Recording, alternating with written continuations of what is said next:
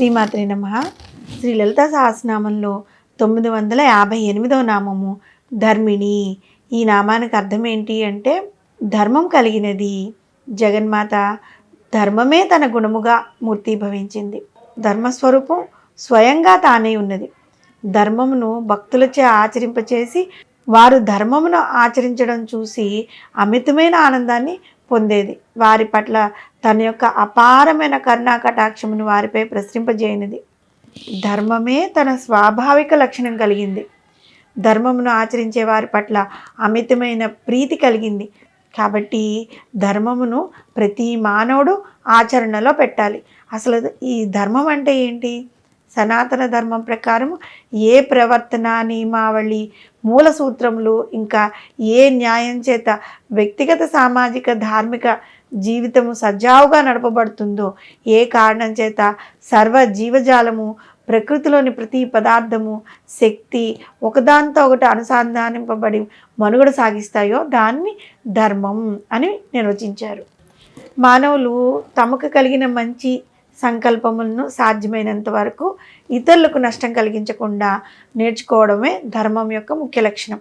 భూమి మీద ఉండే మానవుల్లో కొందరు ఉత్తములుగా ఉండి ఇతరులతో గౌరవింపబడి పూజింపబడి దైవ సమానులుగా భావింపబడడానికి వాళ్ళు చేస్తున్న ధర్మగుణమే ప్రధాన కారణం. శాంతి, దయ, హింస, సత్యము, ఉపకారము, సానుభూతి, శౌచము, ఇవన్నీ సుగుణములన్నీ ధర్మమునకు అవయవాలుగా ఉన్నాయి.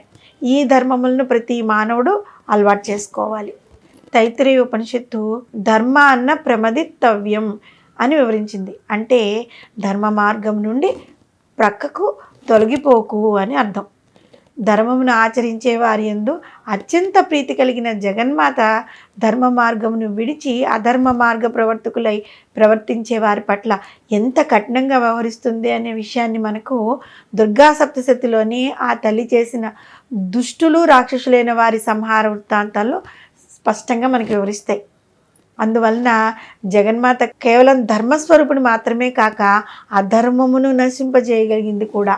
సంస్కృత సూక్తి రత్నకోశంలోని ప్రథమ మంజూషలోని శ్లోకము ఏ విధంగా వివరించిందంటే, ఈ శరీరంలో అనిత్యమైనవి, అశాశ్వతమైనవి, ఐశ్వర్యము శాశ్వతం కాదు, మృత్యుదేవత ఎల్లప్పుడూ మన ప్రక్కనే పొంచి ఉంటుంది. అందువలన సమయమును వ్యర్థం చేసుకోకుండా ధర్మ సంపాదనము చేసుకోవడంలోనే మానవుడు నిమగ్నమై ఉండాలి అని వివరించింది. ధర్మ ప్రవర్తకుడు కాకుండా ధర్మం పట్ల విముఖుడై అధర్మ ప్రవర్తకుడైన వాడు ఎంతటి బలం కలిగిన వాడైనా కూడా బలహీనుడే. ఎంత ధనము కలిగి ఉన్నా కూడా అతడు దరిద్రుడే. ఎంత పాండిత్యం కలిగి ఉన్నా కూడా అతడు మూర్ఖుడే. అందువలన ప్రతి మానవుడు కూడా ధర్మమును పాటించడం తన జీవిత లక్ష్యంగా కలిగి ఉండాలి.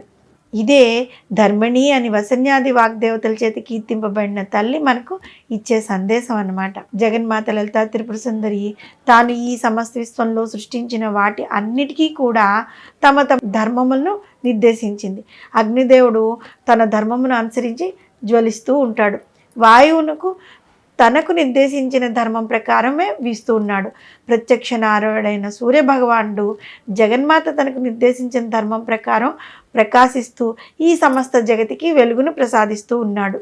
ఇంతమందికి ఇన్ని ధర్మములను నిర్దేశించి పాటింపచేసే ఆదిపరాశక్తి ధర్మిణి అనే నామం చేత కీర్తింపబడింది. ధర్మమే తన గుణముగా మూర్తిభవించినది. ధర్మస్వరూపము స్వయంగా తానే ఉన్నది.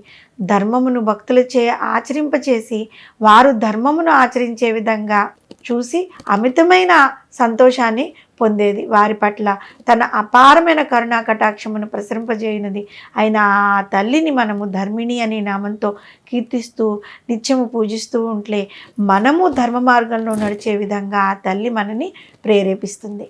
శ్రీమాత్రే నమః.